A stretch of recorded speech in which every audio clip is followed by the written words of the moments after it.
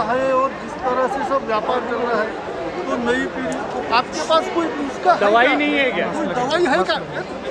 आयुर्वेदिक, अरे खड़े तो बॉलीवुड में जो नशे का जो एक विनाशकारी एक पूरा तंत्र चल रहा है, वह भारत की युवा पीढ़ी के लिए बहुत ही खतरनाक है।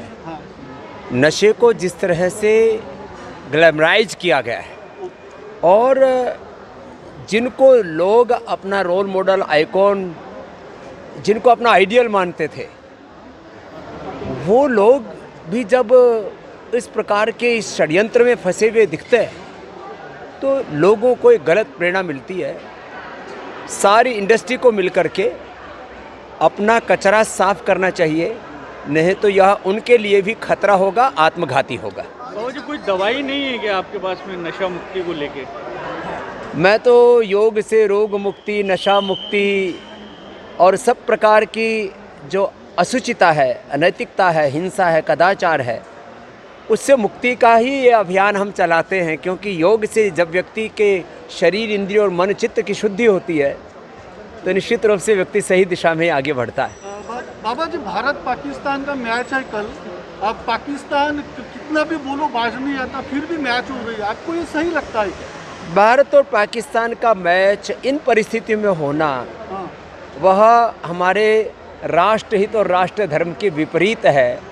क्योंकि एक तरफ ये क्रिकेट का खेल और दूसरी तरफ आतंकवाद का खेल, दोनों साथ साथ नहीं चल सकते।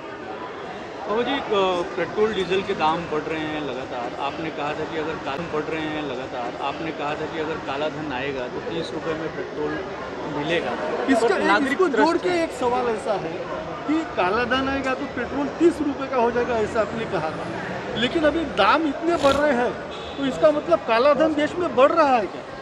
देखो, जो काला धन, भ्रष्टाचार, व्यवस्था परिवर्तन के लिए जो हमने पूरे देश में आंदोलन चलाया, तो मैंने उस समय कुछ प्रोविजंस रखे थे कि टैक्स टेररिज्म से और अलग अलग प्रकार के जो कुछ आर्थिक सुधारों के कार्यक्रम थे। तो मैंने ये बोला था कि जो क्रूड ऑयल का रेट है उसके अनुरूप यदि तेल बेचा जाए और उसके ऊपर टैक्सेशन कम कर दिए जाए तो निश्चित रूप से जो मैंने बोला था वो हो सकता था।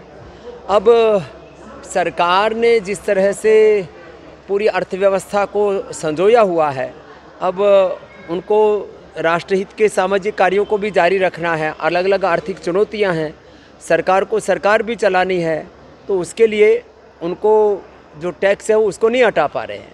तो कभी न कभी तो ये सपना साकार होगा, ऐसी अपेक्षा है। बाबा जी, ये जो योग और आयुर्वेद अभी भी लगातार समाज में योग और